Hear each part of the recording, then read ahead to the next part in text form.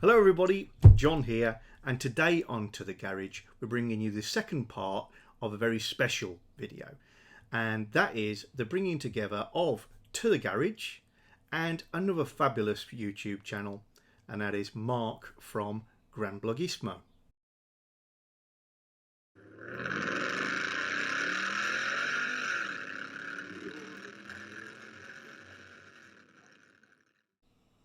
So if you've not seen part one of this video, it all started off with a couple of conversations between myself and Mark where we decided to have an on-screen conversation around two post-it notes which neither of us would see. We both said we would write down the three cars we were going to have next in our fleets over the next 10 years, all things being even, and the next three cars that we'd love to have but we didn't think was going to happen for some reason or other. And if you've not already seen it, then part one of the video covers the which ones we are going to have, we think. And we're just about to kick off now with part two. What would we really like to have, but for whatever reason, we can't have? Hope you're going to find it interesting. I'm going to crack straight into it. If you haven't seen part one, I'm going to put a little card about there, I think. So you can click on that, skip to part one before you see part two. See you soon. Bye. So my second post-it was the three that I really would love these, but I'm not going to end up with them for various reasons. And I'm just going to hit you with the three and see what you think. And again, it might cross over. So I would love, like everybody else, an E-Type Series 1, because it is probably prettier than the XK8. But yeah. I'm actually wavering on that because I'm so used to the shape of mine and admiring it. Sometimes I look at the E-Type and say, oh, it hasn't got the haunches as good as, oh, that's the original. So, and the reason I'm not going to have one of them, the obvious, they are just ridiculously expensive. If you want one that's going to run and drive and it's Series 1, it's £60,000 plus. So that ain't happening. I meet quite a few people at the car shows and sit in the cars with them and chat about them, and E-Types are regularly there. And it's always interesting when my wife comes back from chatting with the girlfriend of the owner or the wife of the owner, and you know, I'm all excited about V12s, and she comes back and says, yeah, she hates it. and while I was chatting through this list with Joe last night, so I'm going to go on with Mark and tell him about the cars I don't like. And I said, I've got the E-Type in there because it's too expensive. And she said, the E-Type needs to be on there because it's a stiletto shoe. I said, what? What the hell do you want about? She says, looks amazing. You wouldn't want to be in it for long. Yeah. And she's absolutely right, if I'm honest. The brakes aren't great. Apparently you burn your leg on the transmission tunnel, all the rest of it, which makes me sound so disrespectful. But it ain't going to happen. Split screen VW bus, the actual T1. Lovely. Gorgeous, but I wouldn't want a tatty one. I'd want a gorgeous one. And that one's purely cost, because I could live with all its foibles, but I can't afford one. It's not going to happen. There's so many different variations of those, aren't there? Isn't there one? Is it like I forget how many windows? Is a special number of windows? Window. Yes. I think that's like, you know, the absolute gold standard. Right. And you'd have to mortgage your house to get a nice one, the Samba. But yeah, people go mental for them. And for me, it's just they look so pretty. It's such a good-looking vehicle, and they're actually really small when you stood next to one. Oh, right. Really, really appealing about that. And the last one on my list, completely different, because it's doable, but I can't convince myself to do it. I've had previously a Jaguar XF 3-litre D. Okay. Nice Fabulous car, loved it. I would really, really like to have a Jaguar XF RS. Oh yeah, the 5-litre V8. 5-litre V8 supercharged. Electric whizzy diffs, big stupid wing on the back like a Subaru. Everything that's not me, if I'm absolutely honest. It's probably the only Jaguar saloon car that doesn't look like Jaguar built it. It's not. Yeah. It's not svelte. It's look at me. But I really, really like them, and there's little bits of legend that connect me to that vehicle. Like I did some work for the Jaguar production plant that built that car, and they had to build that car on dummy wheels. They could only fit the wheels when it was going onto the transporter because the track on the car is too wide to go through most of the mechanism on a production line. Oh wow. Literally reached the point where you couldn't take anything down Oh, that gosh. wide. And that just sticks with me and thinks, that's the one. Well, it's interesting you say that though, because people probably don't realise until they go onto the Eurotunnel on the train Yeah. that it's a similar situation if you go on the normal part of that. Yes. The little pathways for people to walk past your car are Yes. raised curbs. If you've got a wide car, it's not until your tyres are rubbing on the side of it that you think, oh, maybe I should have booked a lorry Yeah. space or something. So I really love that car, but they hold their money really well. They're like £35,000 Yeah. because they are very niche and very stupid. To own that car, I'd have to run it every day as my daily. It's not a car that I could do that with because the fuel consumption is in the teens. Right. The insurance is obviously going to be ridiculous. I could actually say I will put aside some money and buy that because I've had expensive dailies before. Yeah. But I can never see myself actually doing it. It can't be a toy car because it'd be costing too much to be a Sure. toy. If I had it as my daily, it's a stupid daily. So I think it's one of those cars that's just going to have to. I always fancied one of those. Yeah. It doesn't fit right. Yeah, and like you say, if it was a toy, you'd kind of, I would struggle to think of what to do with it Yeah. because if you've got this sort of highly strung modern car, the chances are if anything ever went wrong with it, you'd have to go straight back to the dealer for them to Yeah. plug it in. I'd be scared to fix it. Yeah, So that's my that's your list of list. not going to happens. Okay, I'll give you my list then. So top of my list is a Jaguar, the XJ13. So I love this car, but it was a prototype race car that Jaguar developed in the mid 60s. Beautiful looking. Oh, I think it was a 5 litre V12 mid engined car. And the look of it, super streamlined. Same guy who did the D type and C type, I think, was involved in the development of this. And they took so long developing it that by the time they were about to start thinking about racing it, Ford had already bought the GT40 out, so it wasn't actually competitive anymore. yeah. So they scrapped it. In fact, I think it crashed at Mira or something like that. And there's only one in the world, so Yeah. first of all, quite expensive, and there's only one of them. Yeah, that's why I can't have that, unfortunately. It's going to be no good going into the SNG Barrett catalogue and saying, exactly. Yeah. Yeah, if you got a new windscreen for my XJ13. Yeah, so that's the first one, and actually segues into my second one, and that's a GT40. So again, cost aside, I mean they're absolutely beautiful machines, sound glorious, and the whole heritage thing with them, winning Le Mans a few times is, awesome. But the problem with the GT40, like original cars, is that everyone assumes that you're driving a replica. And I don't think that would really float my boat. Everyone would just assume that you had a kit car. Yeah. Well, I think I'd probably rather build my own GT40 Well, and do a replica. I used to be very involved with the kit car scene, as I say, so I'll never diss kits. No, of course, no. We used to hang around with a guy, and his car was an F40, and it was real. And it looked more like a kit car than any kit car. I'm not being offensive. It's covered in rivets and glue. That's just the way they were built. And we'd all go on little excursions and sit outside pubs and park up all these lovely cars.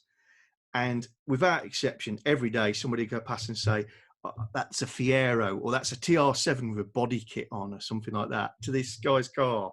it was worth more than all the rest of us put together. Yeah. And he used to laugh it off, but I think it hurt inside. Yeah, cried inside. But that's the thing as well. Like, if you've got a car, so yeah, GT40 now, like the original ones of those, they must be worth hundreds of thousands, if not millions of pounds, especially the race ones. You'd be scared to take it anywhere. Well, I would. So You're going to use it. It's very different. Yeah. So I'd rather probably have the replica and use it and know how to fix it myself if I built it myself than to have this sort of priceless machine there. Yeah, just my opinion. Okay, so the last one on my list, slightly controversial because I do really love these cars, but it's the Aston Martin DB7. Oh, interesting. Yeah. So the reason, I mean, this is purely a personal thing, and it's because I already own an XK8, and now I know the Aston Martin is a bit more sort of exciting to look at in some people's books, and obviously the V12 version of that is, you know, pretty special car, but it's just too close in terms of what you'd use the car for versus the XK8. So going on like nice journeys in it, that sense of occasion in that sort of, you know, wood and leather cabin, built on the same or similar platform coming from the XJS, you're kind of getting the same or similar experience from the Jag, far less money. Yeah, I just don't think I could step to a DB7 and have the Jag, maybe, but then, and also like replacing the Jag with a DB7, just basically putting yourself into a more difficult ownership proposition as well, because there's going to be less you can do to the V12. Certainly, you wouldn't want to work on that yourself, and and then you just put in like cost of things. I mean, that's not where you buy an Aston Martin anyway. You know, you need to afford it, but it's just I love that car to bits. I think it looks glorious, but having the XK8, I don't think I could justify having that. Oh, I mean that's a really, really good little debate, because I've argued with myself about that many times. And again, if somebody says, "Do you want to swap your car for a DB7?" it'd probably make you twitch for a second, but I know I wouldn't. I think I've come to the conclusion that I know that I like the shape of the Jag more, but I love the sound of the name Aston Martin quite a lot. And, you know, James Bond always drove the Astons, and it was the villains who drove the Jags. Yeah, that's true enough. So I think it's the cachet of Aston Martin more than anything else that makes that car any sort of comparison. Because if you took all the badges away and wheeled them out in front of some enthusiasts, slightly disguised, and gave price of that car, go drive them, which one do you want? I know they're going to go buy the Jag, because the interior looks like somebody thought about it, planned it, and thought they were going to make more than 6. It's better screwed together. The seating position is infinitely better. But the Aston's pretty. Yeah. And it has that badge. Yeah, exactly. If you're a Brit, you're drawn to it. If someone offered me a swap, I really don't know what I'd do. I think, I'd be on the fence, but I wouldn't be able to justify having the Jag and that. And then, like I said, you know, the additional pain of having to own an Aston Martin. For example, I don't mind at the moment. I'm leaving my XK8 on the street currently. I'm not sure how I'd feel about leaving an Aston Martin on the street. No, that'd be a bit different. Yeah, again, there's a slight degree to which an Aston attracts a different and wrong attention. There's an element of flash gear that you don't get with the Jag. It's, I did actually get offered once a straight swap for real at a car show from a guy. Again, his wife had sat in my XK8 PJ and gone, "Why is this so much more comfortable than ours?" And he offered me a straight swap, and that was for an Aston Martin DBS. Okay. And it was in the metallic blue. Yeah. Again, I've seen in a Bond movie. And yeah, that was on Her Majesty's Secret Service, wasn't it? The DBS. He's on the back. So again, made me twitch. But fortunately, I'd spent half the day chatting with this guy because we were parked next to each other, and he'd spent most of it telling me how difficult it was to get parts Right. and Okay. everything that was wrong with the car. Otherwise, I might have. Don't know. Yeah. But again, I think it is the draw of the badge as much as anything. The heritage. If you're going to try and find somebody to battle a top trumps a heritage with Jaguar, it's got to be Aston Martin, and they're the only ones that are really going to make a brick twitch Yeah. for the same sort I of mean, thing. I think if push came to shove and had to choose an Aston Martin, say money wasn't an issue, there's a fair few to choose from. But if you really wanted Bond's Aston Martin, I think the one that I'd have to go for would be the one that came before the DB4, so the DB24 Series 3, as that's the one that's in the books. Yeah. That was the original Goldfinger Aston, Yeah. and then in the film, obviously DB5. But I think it's a slightly more authentic choice, I Pure guess. looking car. Yeah. Yeah. Well, this is the first time they had the sort of curvy grille on that one. Yeah. So. The thing that the Mondeo seems to have stolen recently. Yeah, indeed. Yeah. Find quite cool and irritating in equal measure. Yeah. Them Mondeos actually look really smart. I don't know if I'm happy about that. They've stolen that idea off Aston.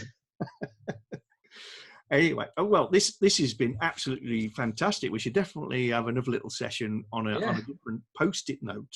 Oh yeah, absolutely. I'd scribbled on my piece of paper, huge script for doing this thing. Just one question that I'm just personally interested in. Obviously, we see on your film, as you say, you have to park outside your front. I've seen your fantastic driveway. How the car goes on has absolute work of art. Fantastic. But you've obviously got some space over at your dad's where the Lotus is at the moment. Yeah.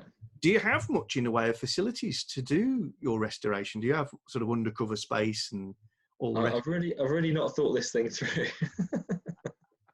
so no. You're not going to let that put you off. Well, my parents do have a garage, but only just about fits a classic Mini in it. So the Esprit is about as wide as the contemporary Range Rover of the time, so it won't fit in there. So I'm gonna have to think of something. I mean, we've been in this house for a while, so I'd love to move somewhere which had like a double garage, but that's not likely to happen soon. But I know people who do have garages, so whether they're willing to accommodate bits of car is a question I might have to pose to them. But I'll make it work somehow, I'm sure. Fantastic. Yeah, I was wondering if you got some sort of aircraft hangar, because he keeps buying all this great stuff. When's he going to get it? Yeah, if only. I mean, I keep watching Harry's Garage, and he's got that like warehouse, effectively, of cars. Yes. Jealous of that. Absolutely. And off your recommendation, I've been watching Soup. Oh, yes. Yeah, great guy. Anybody who's watching this, if you've not seen, is it just called Soup? It's Soup Classic Motoring, I think it's called. Classic Motoring. I can't work out what the connection with the word soup is, or if there is one. No, I don't know. We know it could be dirty words. We don't know. But there's a guy on there. He's doing up a Esprit at the same time, or at least it appears at the same time, but he's doing up a Range Rover Vogue. Yeah, I think, and amongst other things as well, a Mercedes he's been working on more recently, I think. Yes, and sort of interspersed with, I think, something that he's done historically, which is a VW Type 2. That's right, yeah. I think that one's done and dusted, but he's sort of eking it out. But whatever, in terms of a great program to watch, really well edited, to a much higher quality than I managed to generate. But it's really, really quite interesting stuff. Yeah, so I've been watching him off your back, Mark. So thanks very much for that. Yeah, no worries. And my last one was any changes afoot for your channel, or any big reveals that you've got up your sleeve? No, I think I've gone as far as I dare. But really just waiting for this lockdown to end, because I said at the beginning of the year I wanted to do more trips. So I really enjoyed doing the GT in a day to Wales. And I'd like to sort of try and see how far I can get in the XK, go a bit further, see how far I can go, maybe other sort of challenges.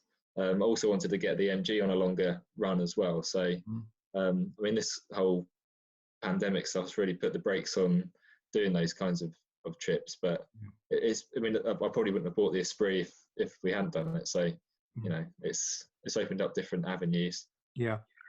Excellent. Well, if you've not already done so, get over to Granblogismo and find Mark's channel. Just search for Granblogismo and it'll pop up, and generally a picture of a white MGB or your green XK8 will be on the video that's most current. And subscribe to Mark's channel because excellent fun. Much better photography than mine, by the way. Some really nice XK8 shots. Whereas my dodgy stuff wandering around in the wind telling you how terrible the weather is in Lincolnshire, and Mark's got all this stuff. I'm sure there's filters involved. I think you're being too harsh on yourself, John. So check that out, and hopefully we'll see you on another episode of To The Garage real soon. Thanks, guys. Great stuff. Cheers, John.